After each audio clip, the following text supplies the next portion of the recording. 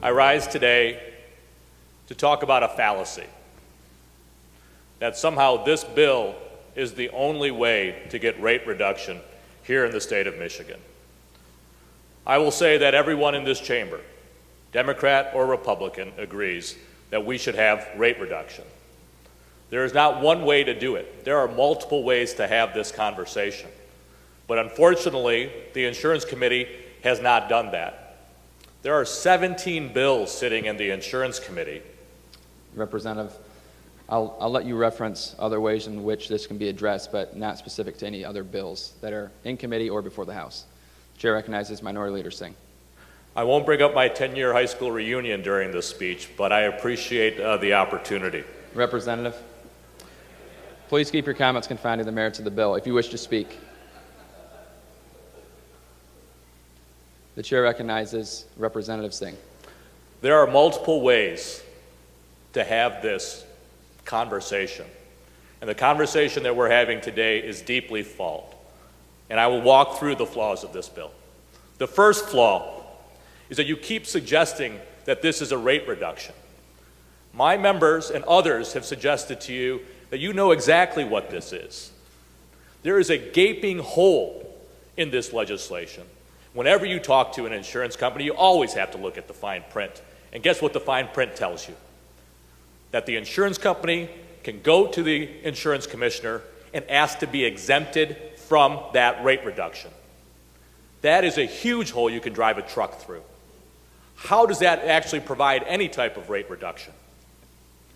Second, you don't deal with any of the key rating factors. We saw a report over the summer that you could be living on the same block, but just because you don't have a bachelor's degree or you have some bad credit, that you would actually have a different price on your car insurance. You don't deal with that at all in this. So that inequity continues here. It has nothing to do with your driving history. It has nothing to do whether you've been in an accident or not. It has absolutely nothing to do with your driving ability. So why is that allowed? That insurance companies can discriminate against somebody because they didn't get a bachelor's degree, or they don't have the right job, or they don't have the right credit because they had tough times. And so many of our citizens, whether you're in a rural community, suburban community, had tough times during the Great Recession of this country. Why, in a bill that you have brought forward, you do not address any of those issues? The third area is that to get the lower benefit, you, if you're in a car accident, actually have to go into bankruptcy to go into the Medicaid program.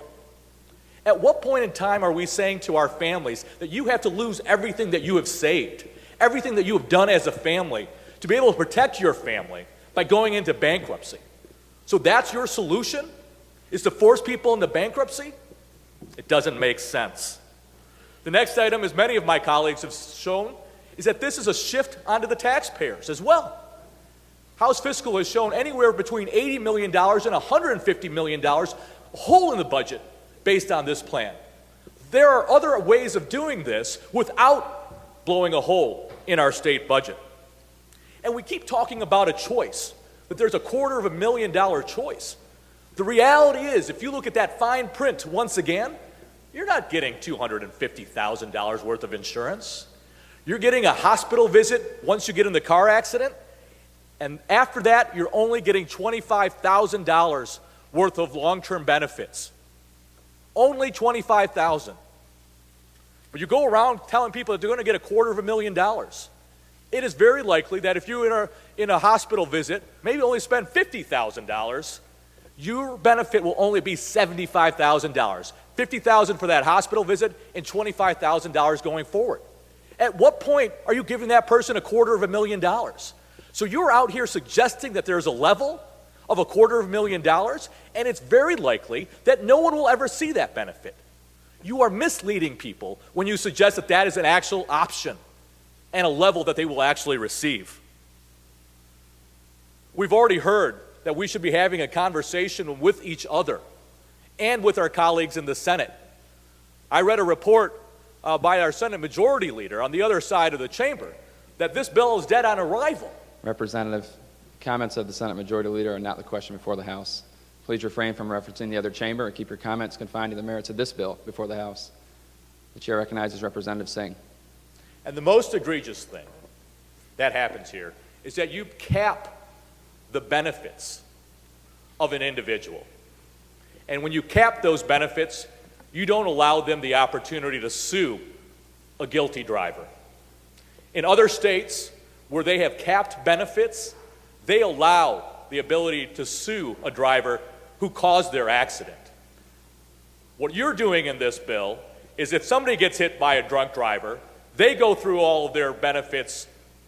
They have no recourse to sue that drunk driver, to get their money back, to save themselves and their families as they're going forward. You provide no recourse to that. I don't know of any other state that caps benefits and doesn't allow the ability to sue that drunk driver for their services, to make sure that their health care, their long-term liabilities are paid for.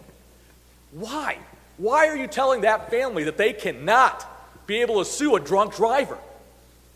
Why are you doing that? There are so many flaws in this bill. And we have said that time and time again, let's have a real conversation. There is not one solution to this. As I've mentioned before, we can start tomorrow taking a look at a variety of things. And we have proposed those things, such as making sure that seniors get discounts. We can make that happen next week. And I call on our insurance chair to take those bills up that are in the committee, because those will actually bring real rate relief. Representative, you're out of order. You know the rules of the House. You cannot reference bills in another committee. If it happens one more time, you will lose your right to speak.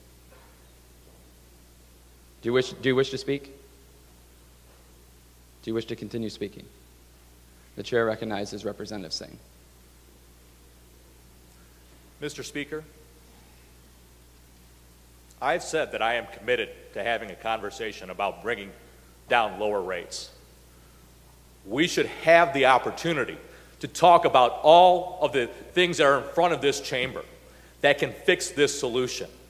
You can try to silence me, but the ability for us to go out forward, take a look at the other ideas that have been presented, that are sitting there, is an opportunity for us to be able to have. Representative, you may speak of other solutions that you think may improve this bill, but it is against House rules to reference other bills that are either in committee or before the chamber.